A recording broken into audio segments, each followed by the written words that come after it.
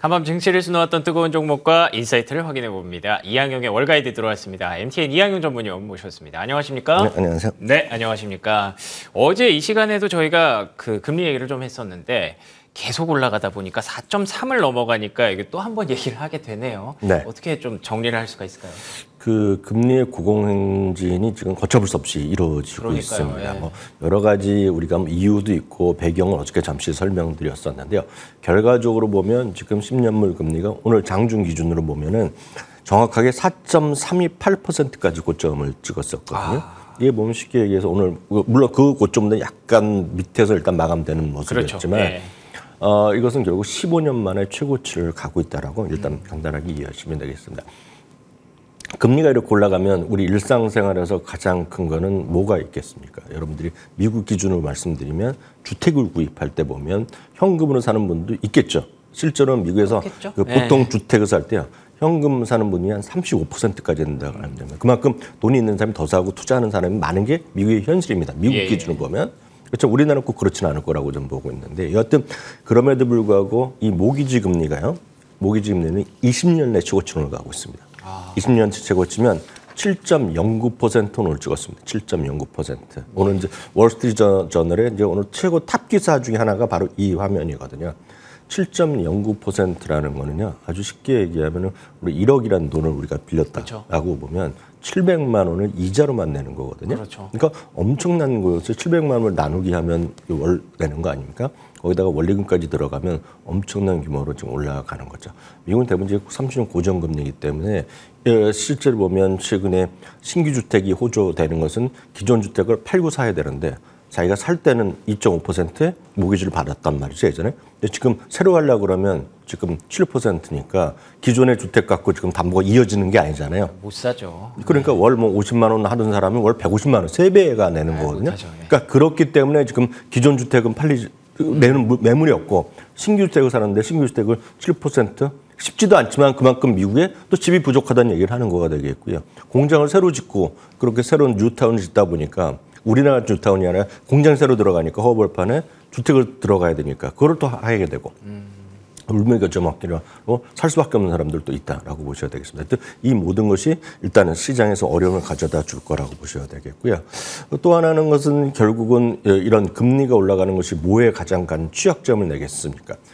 돈이 엄청나게 많은 정말 그런 소수의 기업이 있다고 하면 쉽게 해서 우리나라 회계를 보면 영업이랑 상관없는 수익이요. 영업의 비용보다 많아질 수 있는 거죠. 그러네요. 네, 예를 들어서 여러분들이 이자 소득을 갖고만 생활하는 분들이 만약에 있다고 생각하시면 보면 1년에 예를 들어서 1,000만 원의 이자를 여태까지 받았다 그러면 그 2배가 올라갔다 그러면 2천만 원 받는 거잖아요. 그렇지만 그런 기업은 몇 개 없죠. 실제로 보면. 그러니까 우리가 아는 빅테크 정도 제외하고는 그렇게 별로 없다라고 보셔야 되겠습니다. 그럼 이제 금리가 올라가면 제일 누구한테 타격을 보겠습니까? 쉽게 해서 성장을 노리는 그런 기업들이고 아직은 적자인 기업들. 아직은 적자다 보니까 많은 돈을 여전히 파이낸싱하고 한다는 거죠. 그러다 보면 실제로 보면 비용이 더 많이 나가고. 그래서 성장주에는 기본적으로 금리가 올라가는 것은 상당히 악재인식할 수밖에 없겠습니다.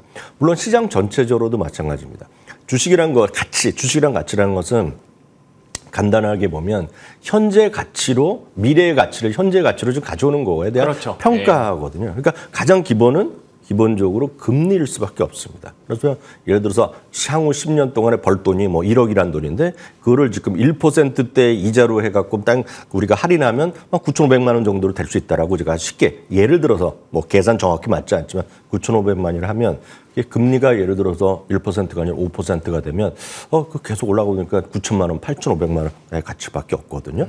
그러다 보니 주시장에서는 현재 가치가 떨어지기 때문에 밸류에이션에 대한 부담이 주가가 가만히 있다는 전제에 보면 밸류에이션이 그냥 올라갈 수밖에 없습니다.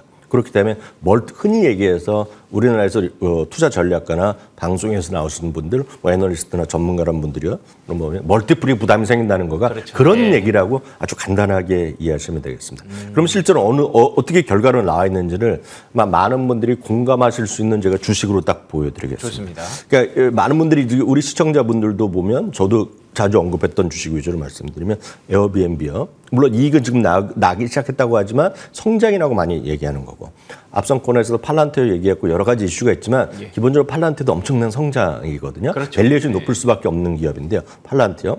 드라프트킹즈 이번에 이제 넌 갭으로 뭐 흑자냈다는 건데요. 그러니까 드라프트킹즈 있겠고 리프트 이제 적자거든요. 아시겠죠? 이런 것들이 보면 최근 한 달 동안에 보면 에어비앤비가 12%, 팔란티어가 오늘도 좀 떨어져 뭐 여러 가지 이슈가 있었지만 저는 그거는 부차적인 문제라고 보겠습니다. 결국은 팔란티어 21%, 드라프트킹즈 15%, 리프트 6%가 떨어지는 그런 안타까운 모습이라고 보셔야 되겠습니다. 그런데 이것은 어떤 본인이 여러분들이 갖고 계신 주식이 특별하게 잘못돼서 그런 것이 아닙니다. 그렇죠. 분명히 말씀드립니다. 그것은 금리가 올라가는 자연스러운 환경이 되겠고요. 금리가 올라가면 가장 여러분 쉽게 보면 저희가 많이 이용하는 모닝스타에서 하는 페어밸류 있죠. 페어밸류에서는 적정 가치나 페어밸류 공정 가치 뭐라고 하건 간에 페어밸류도 아주 기본은 금리입니다. 가만히 있으면 여러분들을 그래프 좀 찾아보실 수 있으면 증권사에서 제공한 증권사 보면 어제랑 똑같은 상황인데 예를 들어서 마이크로소프트든 애플이건 적정 가치가 내려옵니다. 지금. 그것은 금리의 변수라는 것을 막 딱 이해하시면 되겠습니다. 그걸 아주 더 극명하게 이 그림 한 장으로 제가 여러분들 이해 폭을 넓혀드리도록 하겠습니다. 지금 이 그림은요. 쉽게 얘기해서 회색 있죠. 그 파란색이요. 파란색과 그런 회색으로 보시면 되겠는데요. 결국 금리가 올라가고 내려가고 올라감에 따라서 실제로 보면 밸류에이션의 차이가 반대로 간다는 얘기입니다. 금리가 올라가면 밸류에이션이 낮아지고 이거는 그냥 더 쉽게 해서 하이 그로스 인덱스라는 게 있습니다. 성장에서도 아까 보여드린 것 같은 고성장으로 우리가 일반적으로 평가되는 고성장제 밸류에이션이 좋을 때 보면 30배, 40배도 가거든요. 근데 지금 보시면 그 금리가 내려올 수밖에 밸류에이션이 떨어질 수밖에 없다는 거죠. 금리가 올라감에 따라서. 그러니까 그 역의 상관관계를 여시리즈 보여주는 그래프인데요. 그래서 결국 금리가 올라간 것과 고성장주, 시장 전체적으로도 그렇지만 가장 타격을 받는 것은 고성장주에 몰려있다. 특히 고성장 중에서도 이익을 못 내는, 그러니까 non-profit taking 뭐 이런 얘기를 하거든요. 이익을 못 내는 기업들일수록 타격은 더 커질 수밖에 없다는 것만 염두에 두시면 최근에 금리가 물론 계속해서 올라가진 않겠지만 금리와 주시장의 상관관계만 딱 이해하시면 지금 시장 이해가 되실 것 같고요. 그런 것들이 특히 보면 금리가 올라가는 것은 또 하나 측면에서 미국 달러잖아요. 네. 미국 달러가 올라가는 것은 누구한테도 좋지 않습니다. 미국 달러가 올라보다 보면 대한민국 주시장도 외국인의 매도가 압박이 나올 수밖에 없죠. 그러니까 이 금리 환율이 지금 1,340원 뭐 가면서 연중 최고잖아요. 우리 입장과 외국인 입장에서 생각해 보시면 외국인 입장에서는 가만히 한국 주식 갖고 있는데 손해가 나는 거잖아요. 그렇죠. 그러니까 그걸 이해하시면 지금 그 모든 것의 중심은 미국의 금리, 달러의 상승이 있다라는 것만 이해하시면 국내 한국 주시장, 미국 주시장 전부 다 이해가 쉬우실 것 같습니다. 알겠습니다. 뭐 금리 거의 다 끝난 줄 알았는데 끝이 아니네요. 이게 마지막이었으면 좋겠는데 일단 연준의 선택이 굉장히 좀 궁금해지고 주목을 해야 될 것 같습니다. 어쨌든 여러분의 종목에는 문제가 있는 것이 아니다라고 얘기를 해주셨으니까요. 지금 시간을 좋은 공부의 시간으로 기회로 만들어 볼 수 있을 그런 시간을 정리해 보도록 하겠습니다. 자, 그러면 오늘 종목들 확인해 보도록 하죠. 오늘 하스탁 첫 번째 종목은요. 월마트입니다. 올해 더 좋아진다고 합니다. 하반기 침체 우려에도 불구하고 하반기 가이던스를 또 높였습니다. 그런데 주가가 아쉽게도 약세를 보였어요. 시장 때문일까요? 어땠을까요? 네, 맞습니다. 전반적으로 시장 때문이라고 보셔야 되겠고요. 이번에 저희가 지난주 금요일 날 한번 방송에도 소개해 드린 기억이 있는데요. 이번 분기 실적 시즌의 특징이 있습니다. 매출과 실적을 기대 이상 올리더라도 평균 마이너스 0.5% 정도 나왔더라고요. 실적 못 맞추면 마이너스 1.5% 나옵니다. 그게 과거 평균보다 훨씬 아래로 있습니다.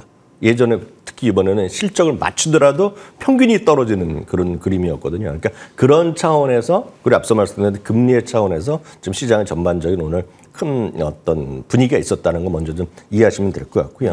그럼 월마트 오늘 문제가 있었느냐 하면 월마트는 전혀 그렇지 않고 월마트는 상당히 좋은 실적과 가이던스까지 올려놨기 때문에 예를 들어서 금리가 지금 팍팍 떨어지는 구간이었다 그러면 제가 봤을 때 오늘 한 3-4% 정도 쉽게 올랐을 것 같고요. 아쉽네요. 아마 사상치 효과로 바로 직행할 수도 있을 거라고 보고 있습니다. 다만 말씀드렸다시피 시장 분위기에서 어떠한 주식도 견딜 수가 없다. 이거 저는 이런 표현을 가끔 쓰는데요. 금리가 올라가고 특히 미국 달러가 올라갈 때는 항우 장사가 없는 겁니다. 그러니까 그런 쪽으로 일단 이해하시면 되겠습니다. 구체적으로 좀 살펴보면은요. 주당이 1.71달러가 예상됐었는데요. 1.84달러가 나오면서 깜짝 실적이 나왔고요. 매출도 1,602억이 예상됐는데 1,616억이 나왔습니다. 특히 이제 주목되는 것은 이커머스 쪽이 되겠는데요. 이커머스가 24%가 늘어났습니다. 구체적인 수치를 몇 명이라고 얘기 안 했지만 지금 지난 2월 기준 보면 한 5,800명 정도의 플러스 멤버가 있는 걸로 알려지고 있거든요. 예. 상당 부분 거기서 좀 순증한 증가 요인이 있었다라고 보여지고 있고요. 광고 매출이 이제 특히 이제 이 최근에 이런 가장 중요한 것이 광고 매출이거든요. 그러니까 광고 매출이 전 36%나 늘어났습니다. 그래서 이거는 월마트가 노리고 있는 리테일과 테크의 연합이다, 합친 거다.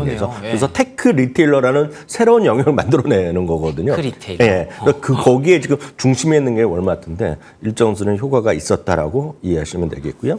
특히 그러면 어제 비교해드렸던 월마트과 타겟을 비교해드렸잖아요. 타겟은 소위 그로서리요. 그로서리 매출 20%밖에 안 되고 월마트는 제가 50%라고 말씀드렸는데요. 높다고 하셨죠. 이번에 가장 중요한 성장을 했던 그 핵심을 회사 측에서 얘기한 것은 역시 그로서리였고요. 그로서리정에서도 PB 상품입니다.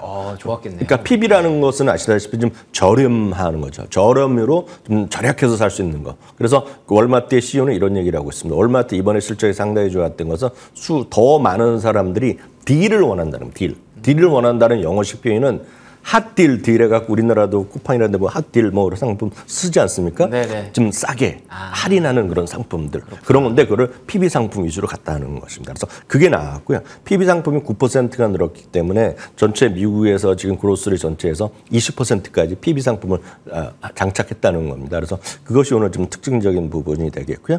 또 하나는 일반적으로 나오지만 헬스 앤 웰니스라는 겁니다. 그래서 이제 건강 보조식품도 있고 건강 관련된 그런 상품들이 있지 않습니까? 그것은 두 자릿수 후반대, 최근에 보면 운동의 열풍, 피트니스에 대한 선호도 이런 것과 전 맥이 좀 같다라고 보고 있겠고요.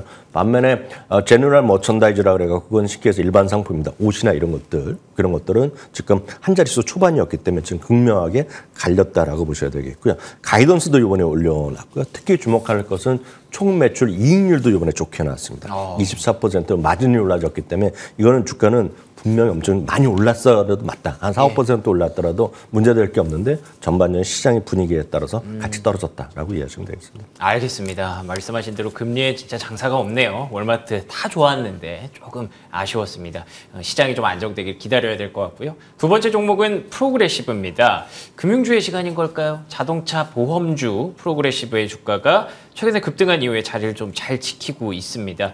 일단은 어떤 기업인지 좀 소개가 필요할 것 같아요. 네, 프로그레시브는 우리를 보면 뭐라고 할까요? 우리를 보면 무슨 땡땡 자동차 보험 뭐 그런 쪽 있지 않습니까? 네. 그래서 손해보험업계라고 보시면 되겠습니다. 손해보험업계에서 제가 알기에 1위 업체는 여러분들이 메이저리그 베이스볼이나 이렇게 보면 항상 뒤에 가이코라고 많이 써 있는 게 혹시 본 것 같아요. 보신 분 같은데 그거는 벅체스가 투자한 오너 회사고요. 미국의 1위 자동차 회사라고 보셔야 되겠고 몇 개 더 있는데 제가 알기엔 3위 정도 하는 거를 알고 있고요. 자동차 보험이라는 건 손해보험이기 때문에 주택 뭐 화재 보험이라든가 뭐 도난 보험 이런 거 다 패키지로 많이 하는데 그 자동차 보험 3위 업체라고 보셔야 되겠습니다. 7월 달에 보험 판매가 전년 동기 대비 20%가 늘어났다고 얘기하고 있고요. 수익률도 상당히 좋아졌다고 얘기하면서 지금 주가가 급반등했다라고 일단 보셔야 되겠습니다. 근데 저희가 프로그레시브는 저희가 한 3달 전에도 한번 묶어서 한번 소개해드린 기억이 있는데 기억하신 분이 있으실지 모르겠습니다.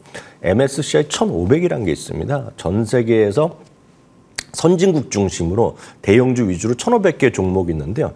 매 10년, 최근에 보면 2013년부터 2022년까지요. 한 해도 빼놓지 않고 연간 단위 올라갔던 주식은 1,500개 중에 달랑 3개밖에 없습니다. 이야, 그러니까 이게 프로그레시브가 그랬고요. 네. 이건 5년의 그래프인데요. 트랜스다인 그룹 여러 번 말씀드렸잖아요. 그게 몇십 년 올랐고요.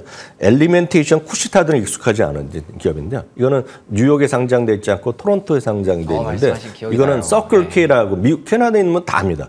서클 K 주유소 그리고 편의점이 다 같이 하는 건데 이게 지금 계속 올라가는 그런 기업이다라고 이해하시면 되겠습니다. 한마디로 좋은 회사입니다. 프로그레시브는. 예, 좋습니다. 프로그레시브까지 확인해봤고요. 마지막 시스코 시스템즈 바로 얘기해 보도록 하겠습니다. 2분기 후실적이 나왔고요. 주가 괜찮았습니다. 앞으로 전망 어떨까요? 시스코란 거는 쉽게 해서 우리나라에서는 뭐 잘 모르지만 미국에서는 여러분들이 가정에 인터넷 들어오면 인터넷 공익 이런 게 들어오잖아요. 네. 거기 시스코라고 써 있는 회사다. 그렇군요. 딱 그런 네트워킹 회사라고 일단 이해하시면 되겠는데요. 이번에 실적을 어제 발표했는데 주당이 매출 모두 예상보다 좋게 나왔고요. 회사 측의 자신감을 다시 한번 피력했다라고 보셔야 되겠습니다. 그리고 그러다 보니 월가에서 목표 주가를 최소 10곳이나 올리면서 오늘 전반적으로 시장이 별로 안 좋았잖아요. 대부분이 그렇죠. 많이 떨어졌는데 올라간 몇 개 주식 중에 하나, 대표적인 몇 개 주식 중에 하나가 바로 오늘 시스코 시스템즈였다. 라고 이해하시면 되겠습니다. 네, 알겠습니다. 시스코 시스템즈까지 오늘 3가지 종목 확인해 봤는데요. 시장의 도움이 조금 아쉬웠던 그런 하루였던 것 같습니다. 다음 주에는 개선될 수 있을지 여기서 마무리 짓도록 하겠습니다. 지금까지 이항용 MTN 전문위원과 함께했습니다. 오늘도 좋은 말씀 고맙습니다.